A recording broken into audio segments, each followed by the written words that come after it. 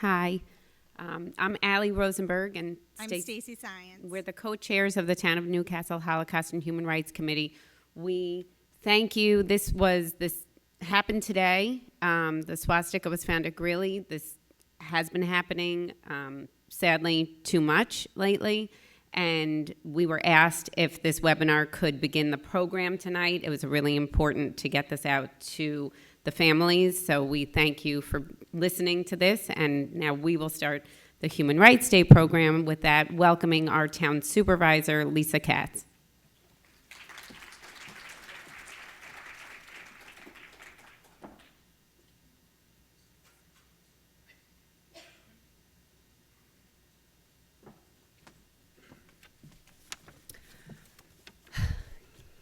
Good evening, everyone, and welcome to our 4th annual Human Rights Day program.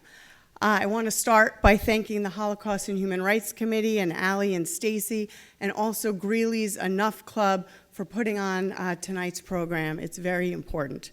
So I prepared a little speech, but given what happened at Greeley and what's been happening in the world, I'm going to go off book a little bit. I appreciate what Dr. Seppi and especially what Lucas said tonight. Personally, I think it's not enough.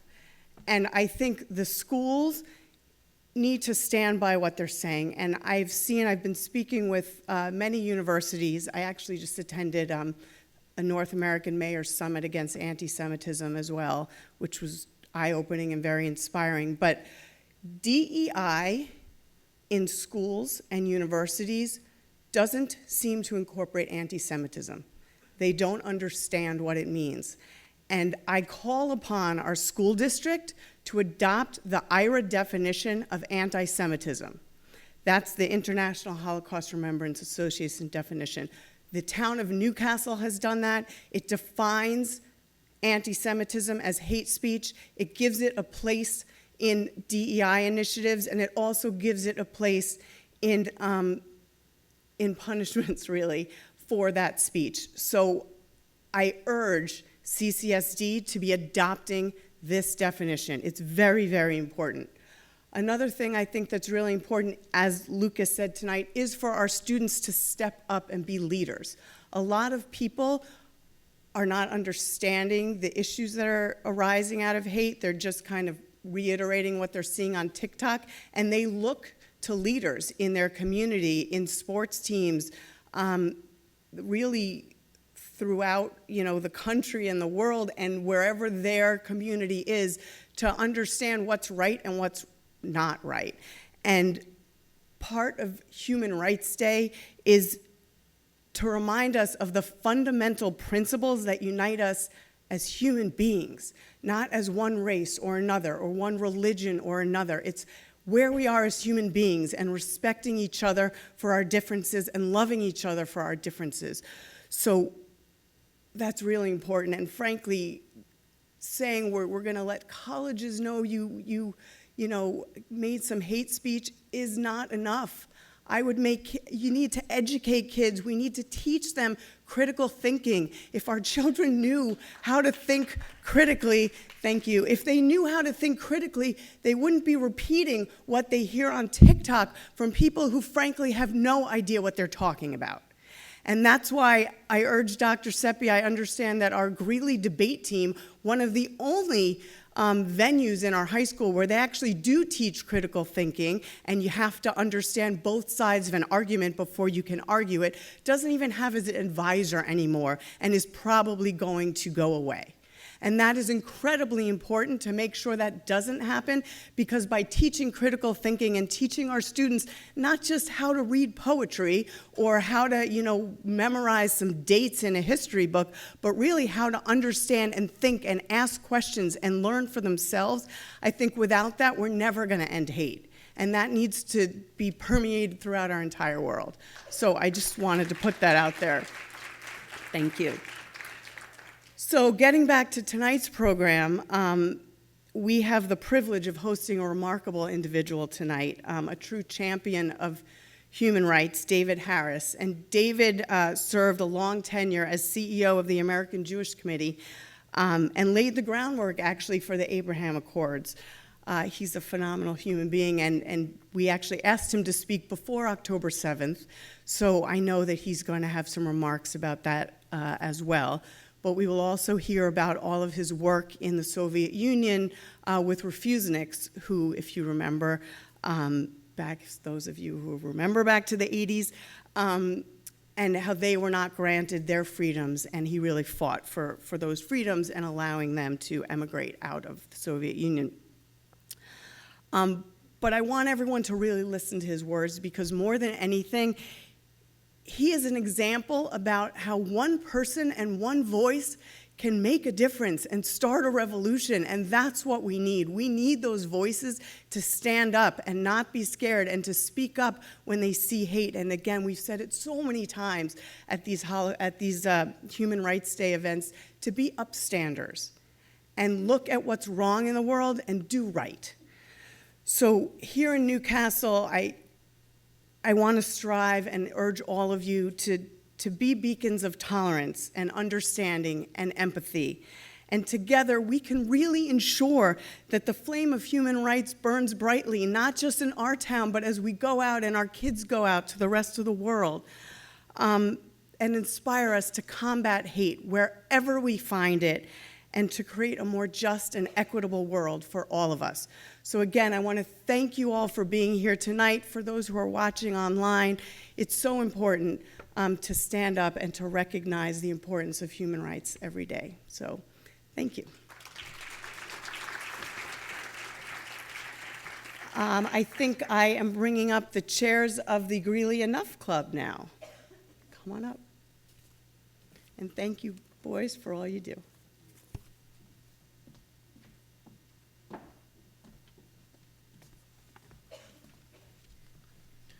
Thank you, Town Supervisor Katz. My name is Ben Prober. And I'm Elliot Science. And we are the co-presidents of the Enough Club, which stands for Educate Now on Understanding Genocide and Hate.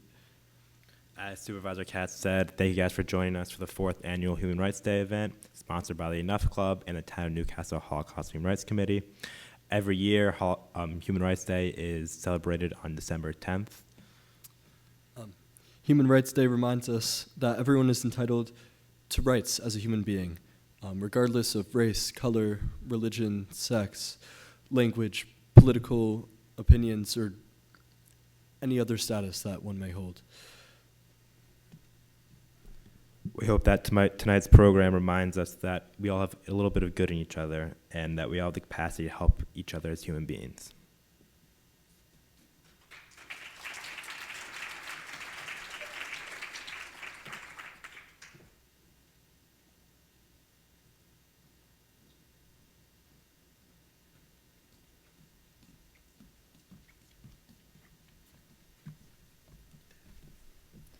My name is Hallie Miller. And my name is Jared Science, and we are the vice presidents of Enough and student members of the Town of Newcastle Holocaust and Human Rights Committee. Tonight, it is our privilege to introduce our keynote speaker, David Harris, who will share his experience in the Soviet Union and how he helped bring refuseniks to freedom. Mr. Harris is a lifelong Jewish and human rights activist in the global arena. Mr. Harris lived in Chappaqua for 25 years, where he and his wife raised 3 children, all of whom graduated from Horace Greeley High School. Please give a warm welcome to Mr. David Harris.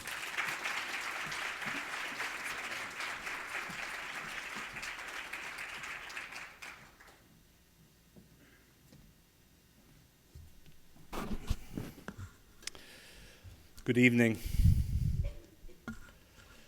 I had originally wanted to start with some nostalgia about Chappaqua, including the fact that had Whole Foods existed in 2015-16, we'd probably still be here. But somehow it doesn't seem like the occasion for that, given what we've heard until now. So, accept the fact that I'm a Chappaqua for 25 years. As the student said, all 3 of our sons graduated from West Orchard, from Bell, and from Horace Greeley, and we have wonderful memories of this community, which makes what I heard now all the more shocking. When Ali and Stacy first invited me, it was in another historical era. It was in August or September. And it seemed like an appropriate occasion. Human Rights Day is December 10th. This is the season. And one of the great examples of human rights struggles and success is what happened behind the Iron Curtain, especially in the Soviet Union. And so I don't want to mislead you because that's what attracted you. On the other hand, that was pre-October 7th. So with your permission, I'll start where you were lured here, and I'll finish where many of our heads are today. And that includes something about what we just heard. And before sort of moving into the Soviet Union, I just want to thank Lisa Katz in particular for her extremely strong, explicit, spot-on words. With only, if I may, Lisa, with 0.01% editing, which, at least in my book, gives you a 99.99, which has got to be good enough for those colleges that we heard about. We should not aspire, not at Greeley, not in Chappaqua, not anywhere, to become beacons of tolerance. In fact, other than perhaps for the SAT, I would like to propose that we delete the word tolerance from the English language. Why? Because I don't want to be tolerated as an aspirational goal of society, nor do I want to tolerate others as my ambition socially. We're setting the bar too low. We need to set the bar higher. The bar needs to be set at least for mutual respect, mutual understanding, mutual space, and maybe even one day, although I suspect not in my lifetime at least, fulfilling the prophetic vision of love. But I won't even go there. I'll settle now for mutual respect and mutual understanding and mutual space. But I won't accept tolerance as our goal. So, permit me, I don't have the authority over the Oxford English Dictionary, but at least in my vocabulary, that word is gone. I began my own life journey, which led me, among other places, to the Soviet Union at home, where most of these stories actually begin. And I need to frame my own background for you to understand why I'm standing here with more than 50 years of battlefield experience and a lot of unhealed scars, which are somewhere below this sweater and shirt. My mother, Nellie, was born in the Soviet Union. She and her parents and brother had somehow wanted to believe that after centuries of pogroms by the Black Hundreds, by the Cossacks, by others, with the connivance of the Tsars, that maybe in 1917, this universal vision of brotherhood and sisterhood, which was introduced into the Soviet Union, would somehow prevail, and Jews would no longer feel permanently vulnerable and targeted. It didn't take long, however, for them to understand that notwithstanding the sloganeering, anti-Semitism was deeply embedded in the Soviet Union as it had been in Mother Russia. My mother and her family were lucky to be among the very last to leave Stalin's Russia. until the doors were hermetically sealed shut. Like many who fled, they landed in Paris. They had to overcome language. They had to overcome both anti-Russian and anti-Semitic feelings among some French, but they managed, at least until 1940, when Nazi Germany invaded successfully France and brought that swastika, which needs more attention than it's gotten even this evening so far, into my mother's life. And for the next 17 months, my family, my mother, my grandparents, my uncle, together with millions of other French Jews and non-Jews, tried to find escape. In my family's case, it meant hiding, it meant fleeing, it meant questioning not just Nazi Germans in France, but French Vichy collaborators in France. And here, and this is a part of the story we need to understand living in the United States, this country, this wonderful, beneficent country, turned its back on my family and so many other Jews, claiming there was no space for more people. The quota, and there were immigration quotas by country at the time, was for 27,000 Jews from Germany, and then Germany and Austria combined, to enter the United States. That was it. Even as hundreds of thousands begged for entry, as they did to other countries as well. And the symbol of this moment was the SS St. Louis, the ship that left Europe with 930 Jewish refugees that first went to Cuba, and from Cuba tried to go to the United States. And our country rejected any single refugee from that ship to land in the United States, even as they could see the buildings of Miami Beach from the ship deck. And Canada refused them as well, and hard as it may be to believe from the perspective of America 2023, that ship was returned to Nazi-occupied Europe. My mother and her family were obviously lucky, otherwise I wouldn't be here tonight. But they eventually escaped to neutral Spain, fascist neutral Spain, and then to fascist neutral Portugal. And for any of you who've ever seen the epic film Casablanca, and if you haven't, you should, the whole theme of Casablanca, other than the Humphrey Bogart drama, is about Lisbon, Lisbon, Lisbon. The one spot from which people could go to that magical country across the ocean. This country. And during the war, my family was among the few that could. My father wasn't as lucky.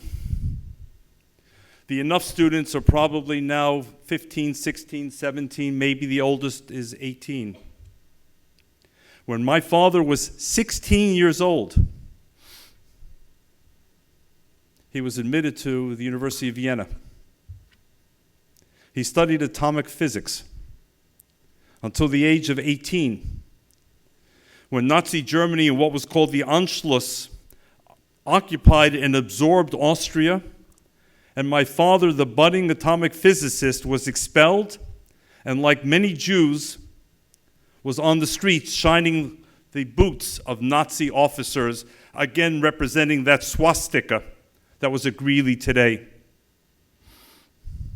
My father escaped Austria, ended up spending 3 years in a labor camp run by the French Vichy, escaped on his second attempt, having been shot in the first attempt, and ended up behind enemy lines for 2 years in Austria and Yugoslavia on behalf of the United States, a country he had never set foot in, fighting that swastika. The OSS, the predecessor to the CIA, brought my father to this country. And 40 years later, the University of Vienna called him back and gave him a PhD for work he had done from the ages of 16 to 18 on atomic physics.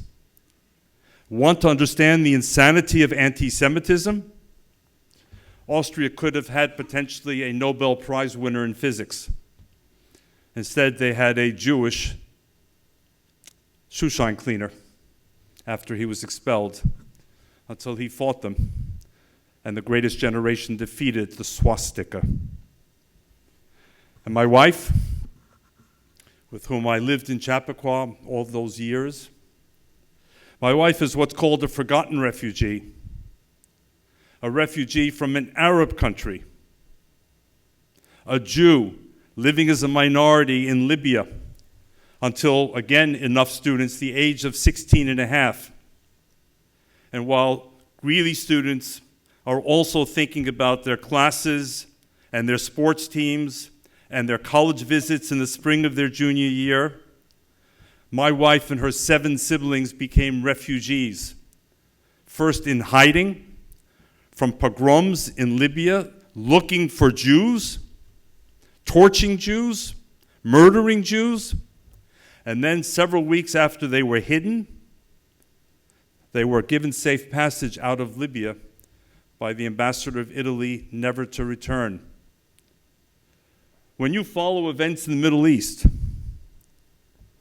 remember, once upon a time there were 850,000 Jews like my wife, living in Morocco, Tunisia, Algeria, Sudan, Libya, Egypt, Yemen, Lebanon, Syria, Iraq, and onwards.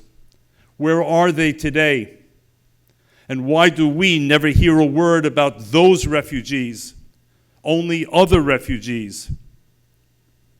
My wife and her family landed in Rome. She was 16 and a half years old, and on the 4th day they were in Rome, she went to work. She had to help support her parents. They had no money. They weren't allowed to take more than 1 suitcase and literally just a few dollars out of Libya, and they were searched thoroughly. So my family got a PhD in inhuman rights, call them human wrongs, not from some great university that all families in Chappaqua, including our own, aspire to for our children. They got it from a different and perhaps better university, University of Life. That's where they got their PhD from.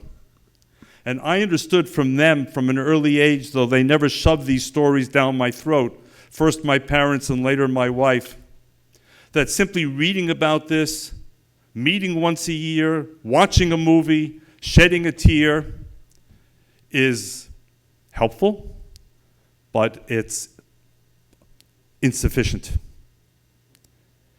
Either we do something about it, whatever we can, within our own limited bandwidth, or in effect, we become irrelevant. And I was not prepared to become irrelevant. Life had to have meaning. Life had to have purpose.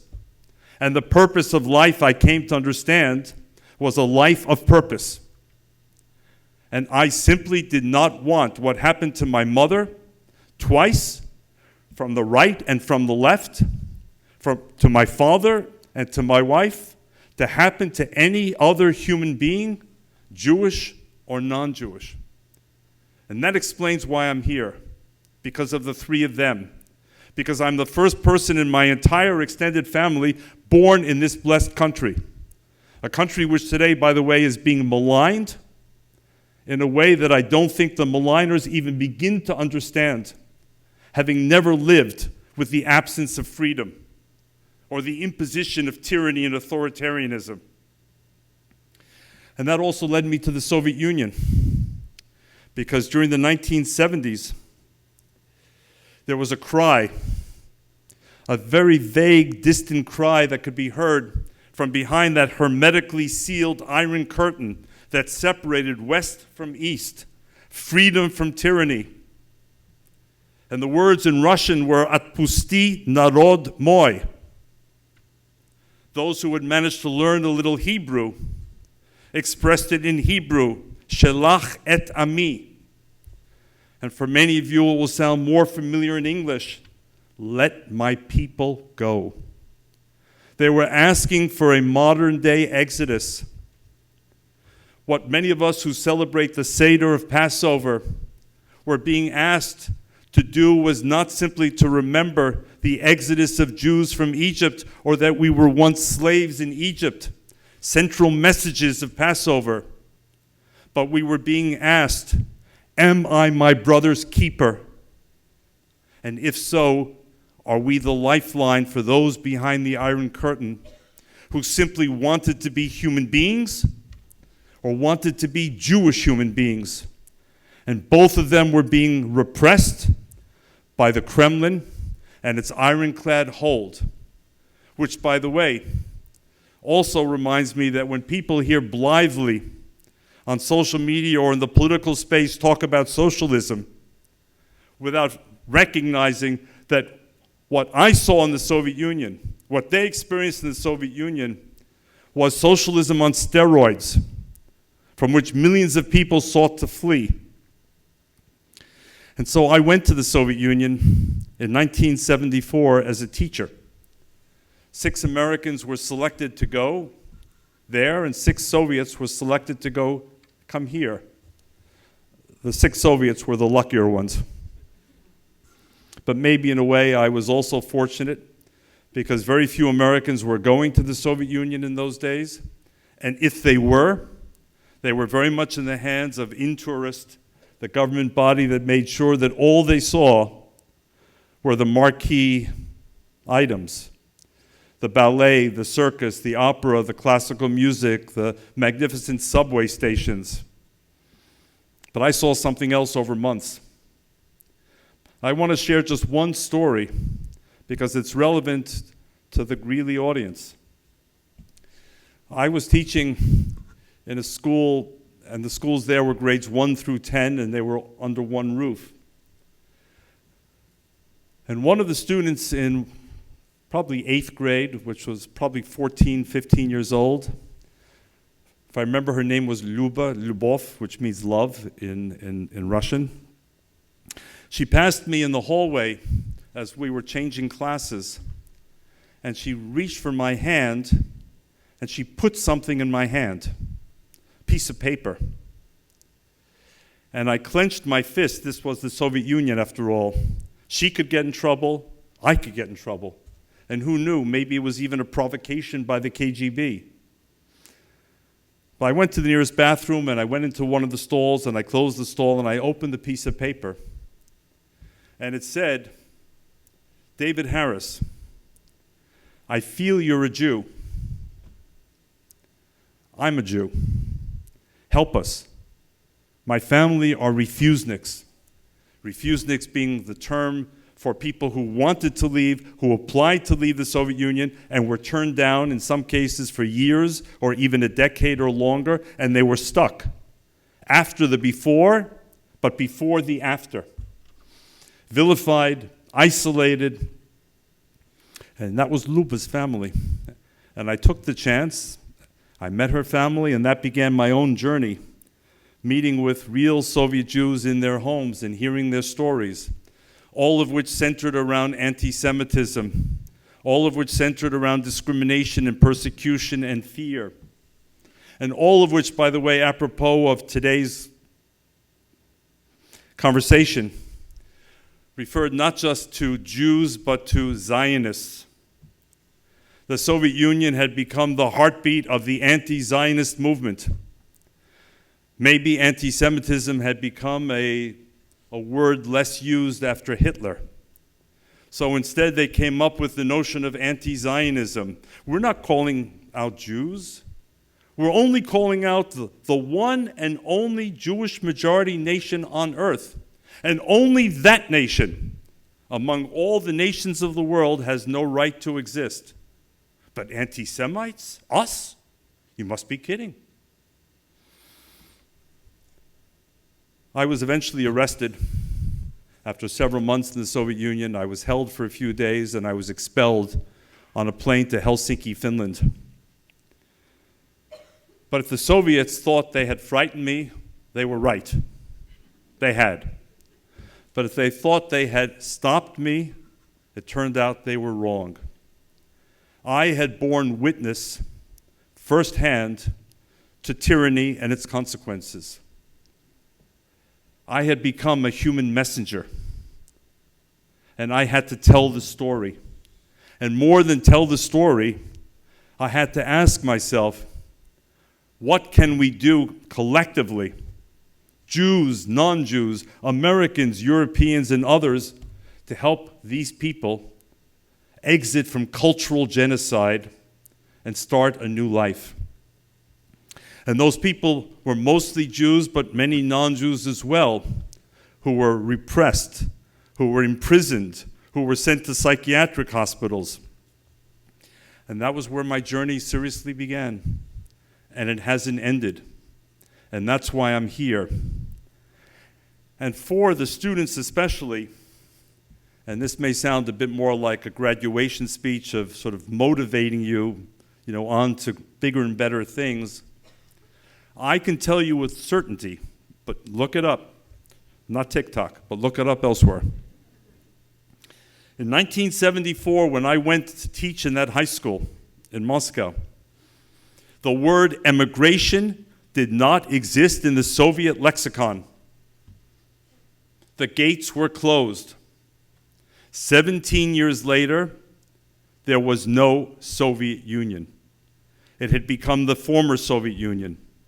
And millions of Jews, not to mention tens of millions of others, were able to think about a different future. So if you're focused on human rights, it's a long-term proposition. There's no short-term satisfaction. But ask yourself today, projecting 17 years forward, what might change? How about women in Iran, perhaps getting freedom one day to be who they want to be and not who the theocratic regime tells them to be? How about Uyghurs in China, Muslims who have been imprisoned, who have been deprogrammed, reprogrammed while the world remains largely silent? Can we imagine a different China, like a different Iran? How about North Korea, which probably comes closest on the planet to being a literal concentration camp? Does that have to exist forever? No. Nothing has to exist forever. But the regimes are counting on us to be sufficiently distracted to leave them alone. In the Soviet Jewry movement, in the Soviet dissident movement, we did not let the Soviet government alone for a single breathing moment. Wherever they went, we went. Where their embassies and consulates were, we were there. When they met with American officials, we were outside. When there were press conferences, we were asking questions. We never left them alone. American campuses seem too indifferent today to what's going on in places like Iran and Syria and North Korea and China, and yes, to the Russian invasion of Ukraine. But it doesn't have to be. It depends on you. And that brings me to the last piece. The one thing that these campuses seem mobilized about, perhaps the only thing that they're mobilized about, is Israel and Jews.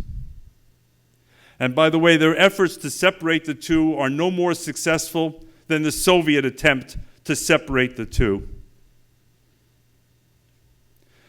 193 nations are members of the United Nations. Only one has its very right to exist challenged.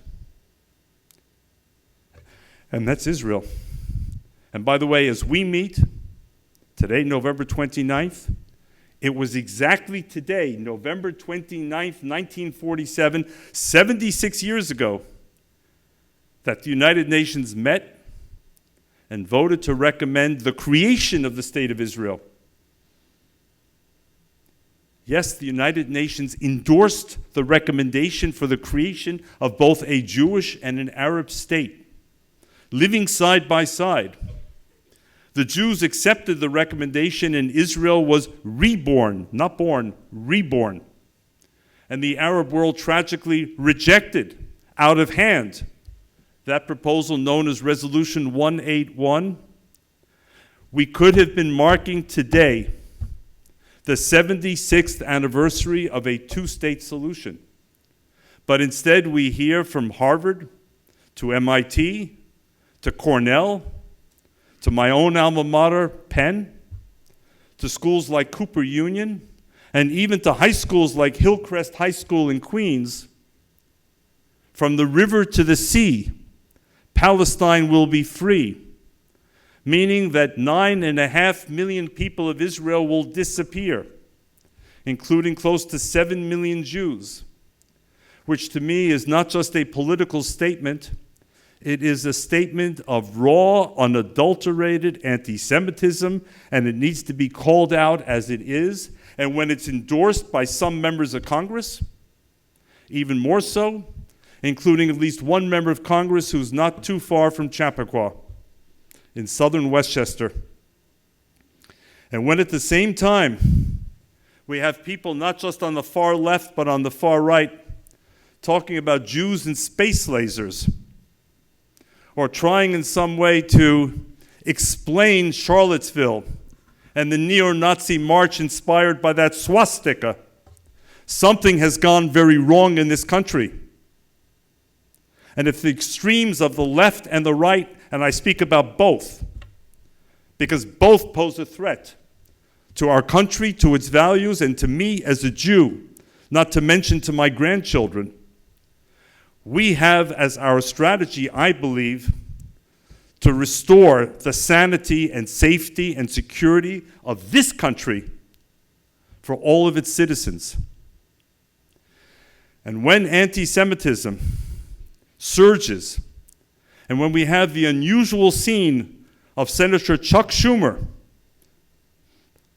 the majority leader in the Senate, giving perhaps the first speech of its kind in the history of the U.S. Senate today, nearly an hour, on anti-Semitism, its historical resonance, and its threat to our country. When we have the scene of the presidents of MIT, Harvard, and Penn being called to Congress to testify about anti-Semitism on their campuses, which has gone largely unchecked, some say in Washington, something is fundamentally wrong. When 11 Jewish students at Cooper Union have to hide behind locked doors in the library of the school because a raging mob from the river to the sea is looking for Jews, something is very wrong. And when a teacher at Hillcrest High School has to hide in a locked office because a mob of students heard that she attended a pro-Israel rally, something is very wrong. And my response, and with this I conclude, we need all hands on deck. We need students with their energy and their organizing power. We need their parents and their grandparents to fully wake up and to mobilize. This is not our America. And we're not going to yield our America to the extremes, to the mobs, to the intimidators who want to destroy our values, the glue that holds us together, and yes, this extraordinary country, which more than any other outside of Israel, gave Jews an opportunity. And now our success in this great country is being held against us, as if anti-Semitism is a lesser form of hatred. Tell that to those who went through Auschwitz and Birkenau and Babi Yar and Belzec and Dachau and Treblinka.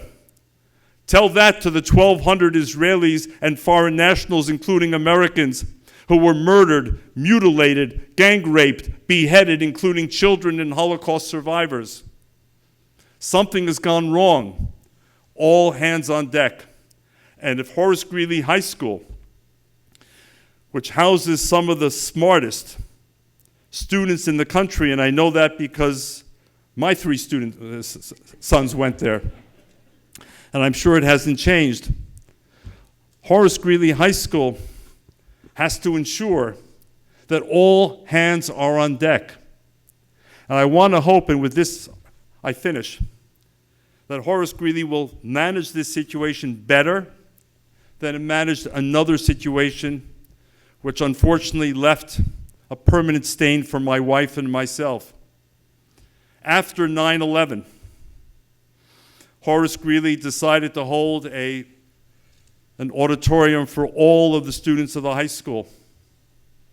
And the purpose of the plenary was to explain Islam to the students. Not 9/11, but Islam. And they chose a family who lived in Chappaqua, and there weren't many Muslim families at the time. They chose a family whose daughter had written in the Horace Greeley newspaper a few months earlier an op-ed which described Gaza as the new Warsaw Ghetto, which was an outrageous, stunningly obtuse piece of so-called writing. And that was the family that stood before more than 1,000 bright, young, impressionable students. And my wife attended because we had questioned the school authorities about how they were going about this. And on the stage, the family turned to the students and said, "Repeat after me, Allahu Akbar." Didn't hear you. They said again to the students, "Repeat after me." Now, at this very time, the second intifada was taking place against Israel. Pizzerias, discotheques, Passover seders, buses were being bombed, and people were being killed. And my wife has two sisters who live in Israel with their families. And those words, Allahu Akbar, whatever else they may mean, were being expressed by the terrorists, the suicide murderers, before they detonated the bombs. My wife went to the Greeley authorities and said, "How could you allow this to happen?" And they had no good answer. They tried to explain it, but it was unconvincing. And so my wife and I drafted a letter to the school board. It was a very polite, respectful letter, but it explained why we were concerned. And Ali and Stacy, we asked the Jewish families that we knew if they would co-sign with us, and not a single one would sign it with us. Not one. They were afraid for college references, back to the college issue. They were afraid that their children's grades might be dropped a bit, or whatever the reasons might have been. In the end, the Chappaqua School Board agreed with us, though we were alone, and chastised the school for the way it had handled the story. My plea to all of you, and not just to the students, stand up, speak out, be unafraid. The stakes couldn't be higher, and we're no longer talking just about the Soviet Union, or just about the Middle East. We're talking about this country. And the future of this country hangs in the balance. It depends on the people in this room. Thank you.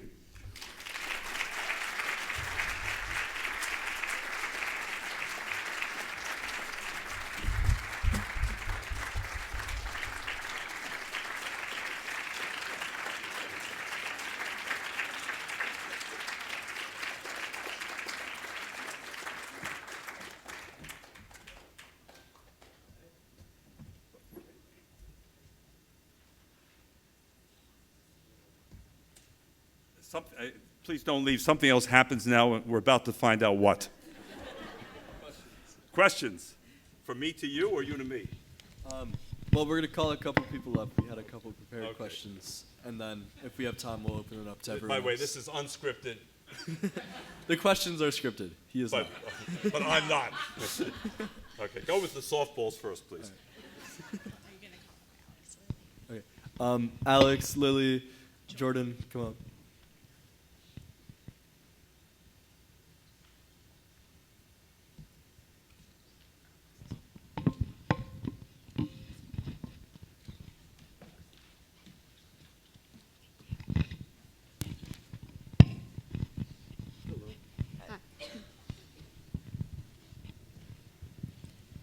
You were very involved with the refugee movement. Did you stay in touch with any refugees when you helped find freedom? Do you have a question too?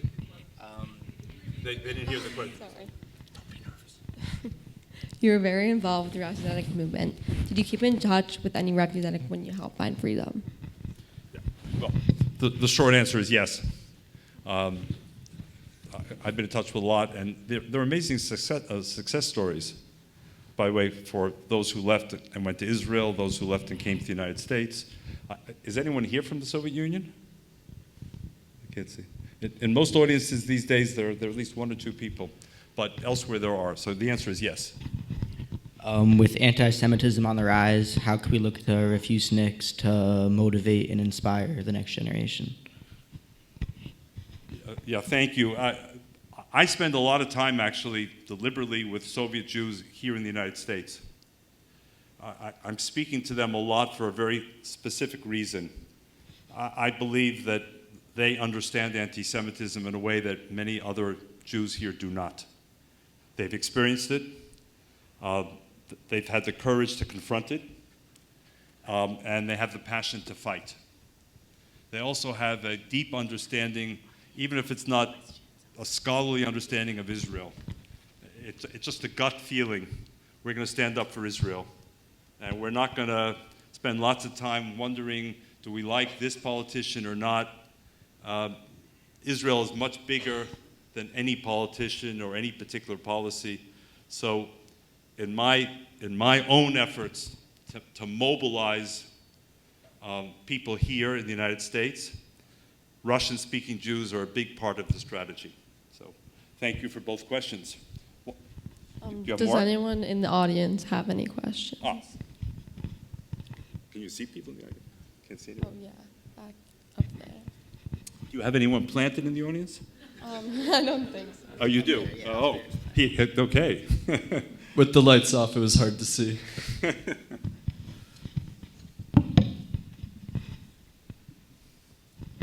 Hi. Thank you so much for coming. I think there are a lot of people who are afraid to speak up because they think that this is just the beginning and down the road they're going to be targeted. And so what do you have to say about that? Jews who want to speak up, they want to post on social media, parents, kids, they're just really afraid to. I think it's a very fair question. And I don't have a glib answer because I understand that speaking up could trigger consequences. But at least in my calculation, not speaking up can also trigger consequences.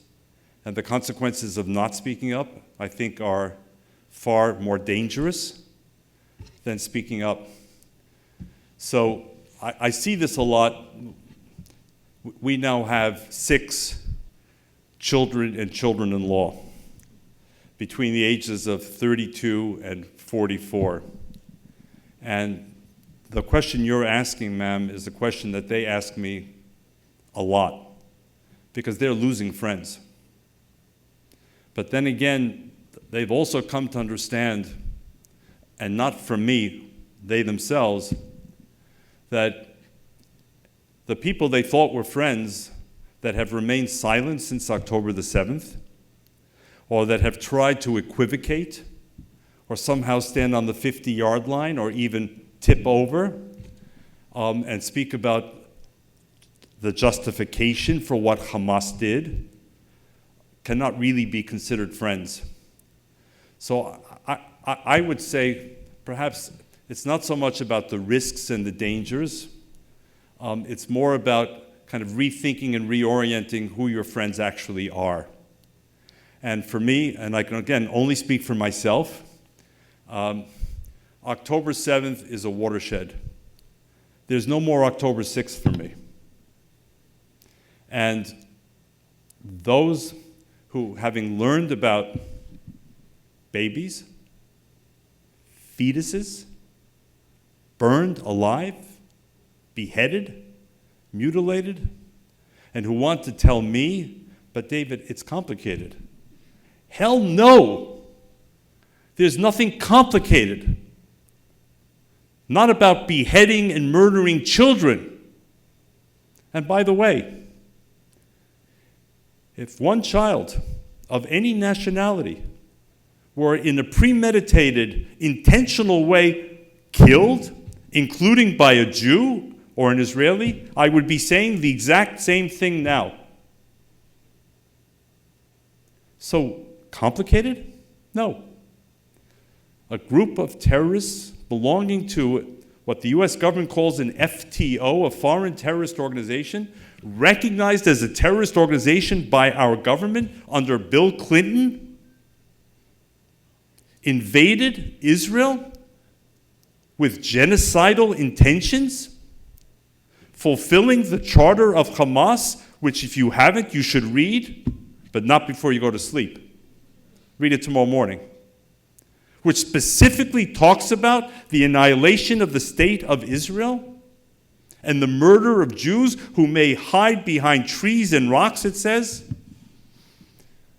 There's no going back.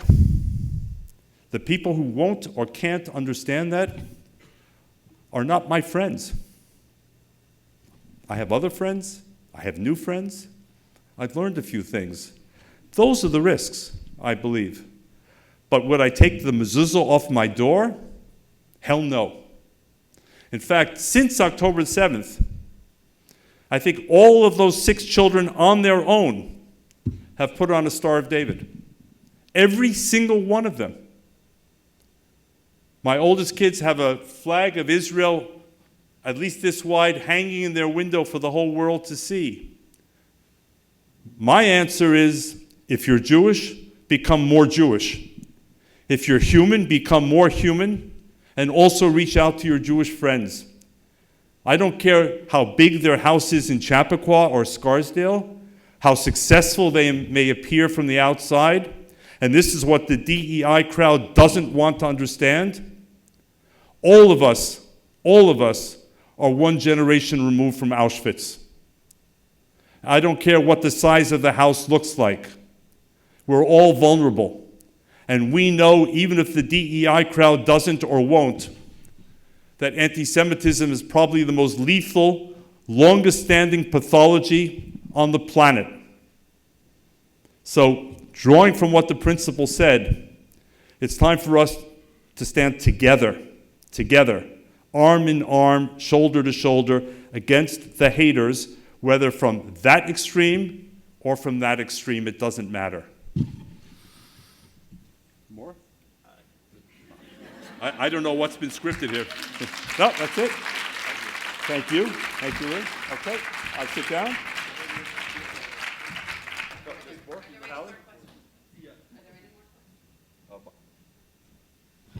Yes, there's a question. Okay, and I see a gentleman here. Mr. Harris, thank you so very much for a wonderful presentation. A simple question. You've been very strong, very potent. What exact practical steps do you suggest? Writing letters, calling, letters to the editors, all of those, some more important than others? We're talking about the current situation, sir.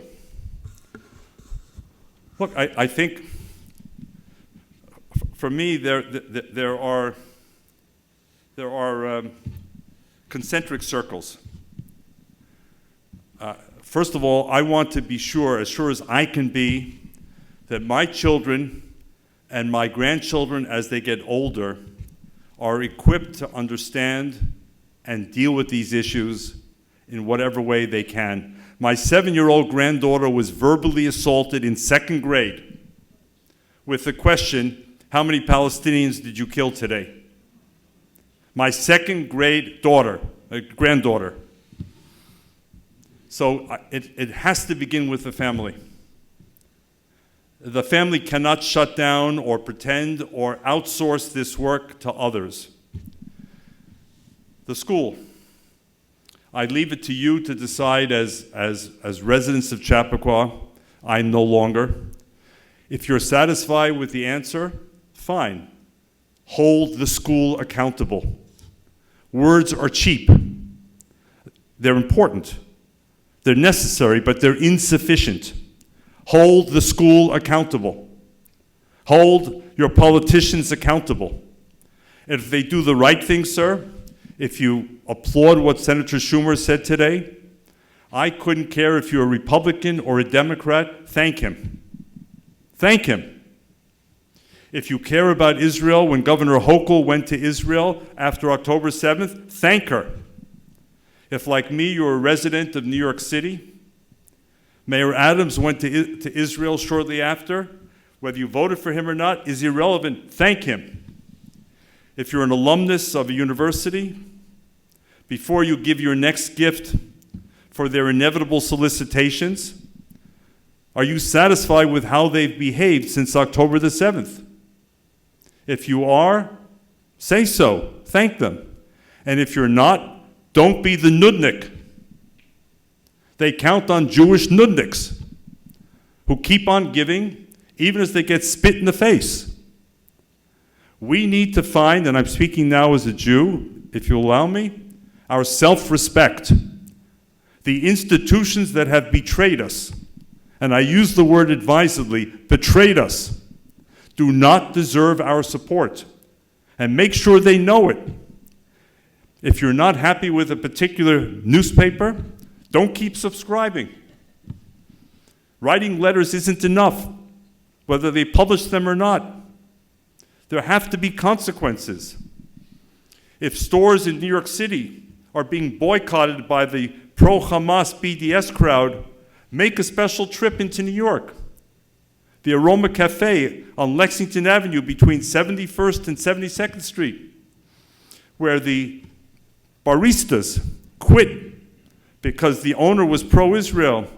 Show up, get online, buy extra coffee, invite your friends, buy Israeli products. Our supermarket, Morton Williams in New York, makes a special point of standing with Israel publicly, selling Israeli products.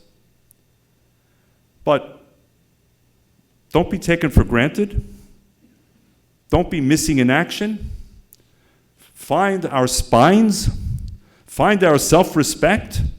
Again, whether it's Jews or just as people who understand that we witnessed attempted genocide on October the 7th.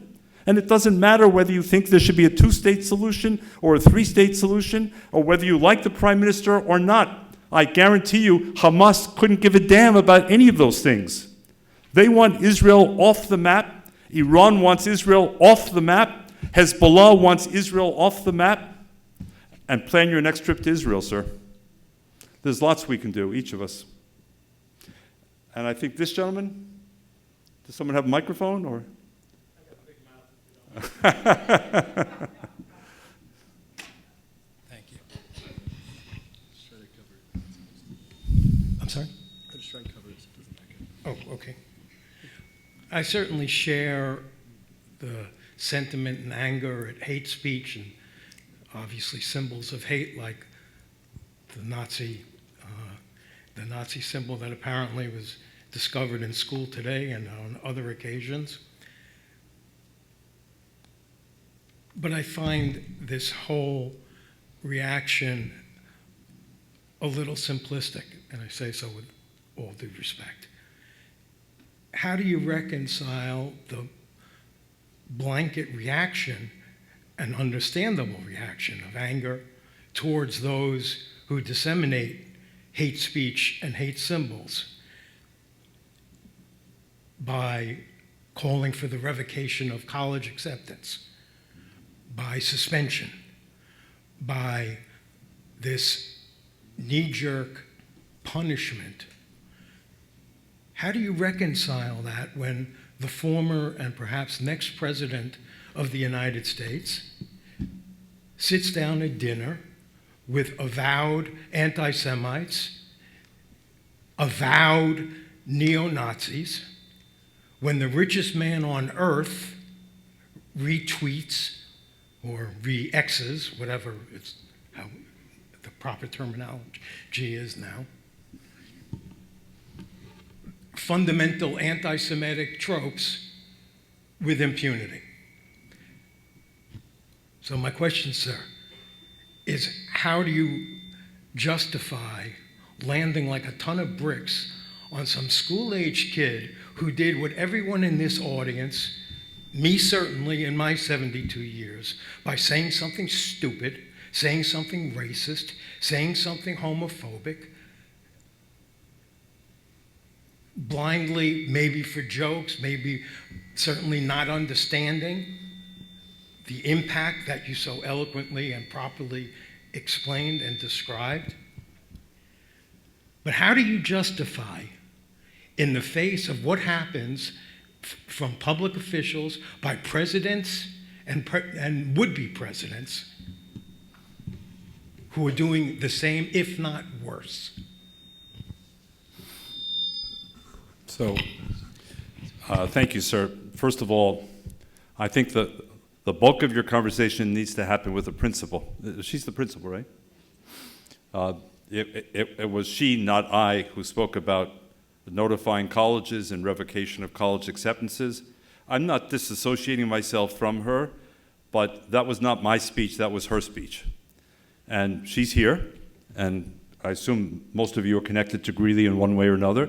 So my suggestion, very respectfully, sir, is to have exactly that conversation with her as to what you believe is the appropriate response to acts, and maybe creating a kind of hierarchy of behaviors, and not putting them all in one boat, so to speak.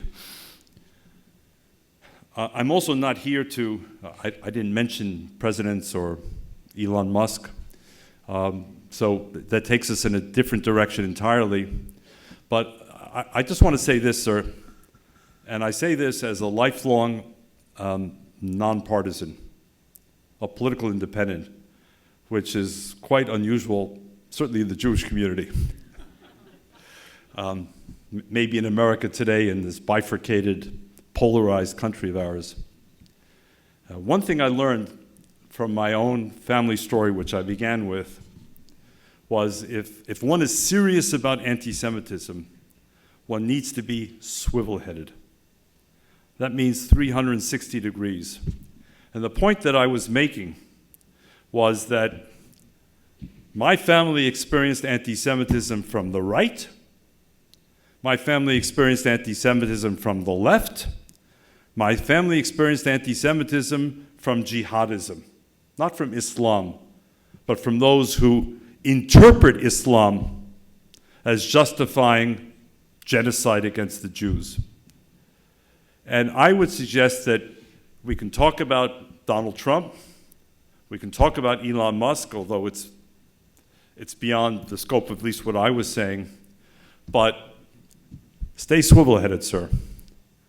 When the United States Congress met to vote on a bill to censure Rashida Tlaib, a Democrat from the state of Michigan, 22 Democrats voted to censure her. That meant that more than 180 Democrats did not. And when there was a bill also after October the 7th in the House that called for expressing concern about the surge of anti-Semitism on campuses, I think the number was 22 or 23 voted against the bill, and all but one, Thomas Massey, were Democrats. Now, I don't say this as a as a Republican spokesman. I'm not at all. I'm simply saying, if we're serious about anti-Semitism, we better be swivel-headed. And I can tell you, sir, the students at Harvard and MIT and Cornell and Penn and Cooper Union and Hillcrest High School were not being attacked by the far right.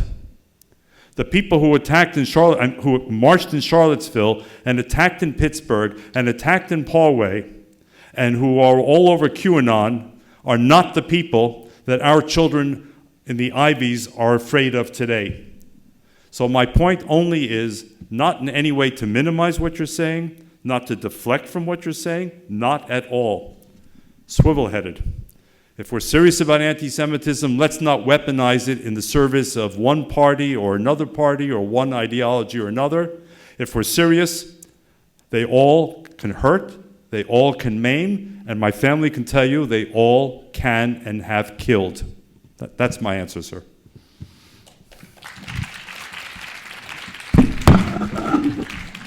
Is that it?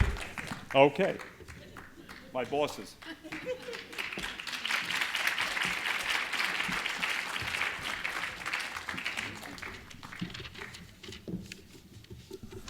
Thank you, David, for being with us tonight. You know, you plan these events, you think about them, and then the world happens.